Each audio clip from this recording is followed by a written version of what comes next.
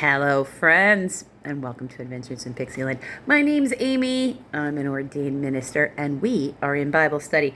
We are in the NIV, and we are in the book of First Samuel, and we are in chapter 3 in this video.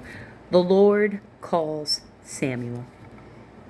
The boy Samuel ministered before the Lord under Eli. In those days, the word of the Lord was rare. There were not many visions. So, not a lot of people who had any abilities during that time. One night, Eli, whose eyes were becoming so weak he could barely see, was lying down in his usual place. The lamp of God had not yet gone out, and Samuel was lying down in the temple. Let's see, or that is the tabernacle of the Lord, where the ark of God was. Then the Lord called to Samuel. Samuel answered, "Here I am," which in Hebrew is Hahanoi, right? So here I am. So Hahanoi. And he ran to Eli and said, "Here I am. You called me." But Eli said, "I did not call you. Go back and lie down." So he went and he lay down. Again, the Lord called Samuel. And Samuel got up and went to Eli and said, "Here I am. You called me." "My son," Eli said, "I did not call. Go back and lie down." Now Samuel did not yet know that the word of the Lord, had not yet been revealed to him. The Lord called Samuel a third time, and Samuel got up and went into Eli and said, "Here I am, you called me." Then Eli realized that the Lord was calling the boy. So he's like, "Oh, you don't know that voice is in here and not out here, where the ears can hear." Okay. So Eli told Samuel, "Go and lie down. And if he calls you, say, 'Speak, Lord, for your servant is listening.'" So Samuel went and lay down in his place. Then the Lord came and stood there, calling him as at the other times, "Samuel, Samuel." Then Samuel said, "Speak, for your servant is listening." And the Lord said to Samuel, "See, I am sorry, I got that messed up. I am about to do something in Israel that will make the ears of everyone who hears of it tingle.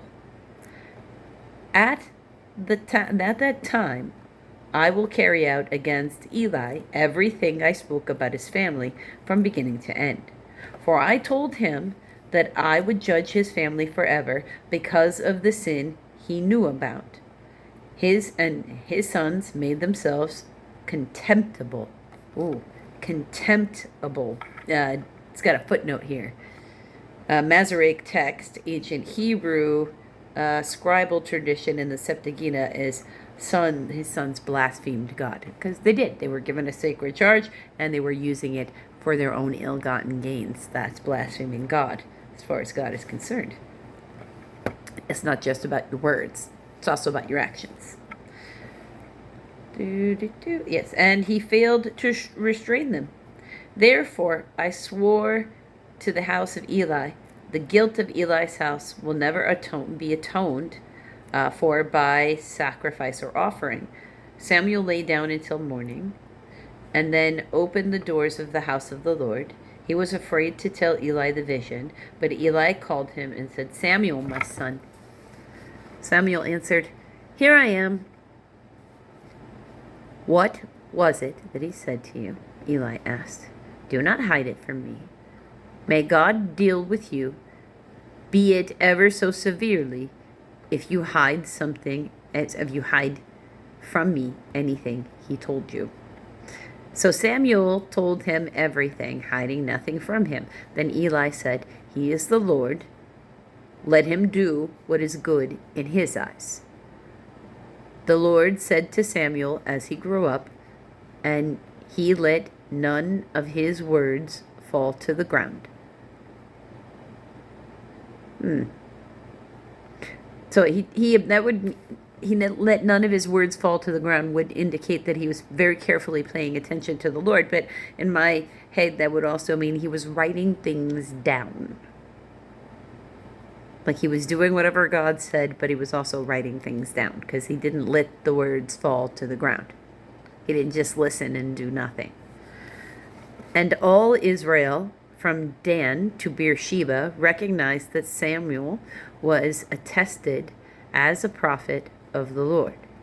The Lord continued to appear at Shiloh, and there he revealed himself to Samuel through his word. Oh, yeah, so because Samuel was writing things down. And that would have been part of or become part of, if it wasn't already part of, prophet tradition in the teaching of prophets. Because remember, prophets actually did have abilities. They have to in order to hear him. So, until the next video, friends.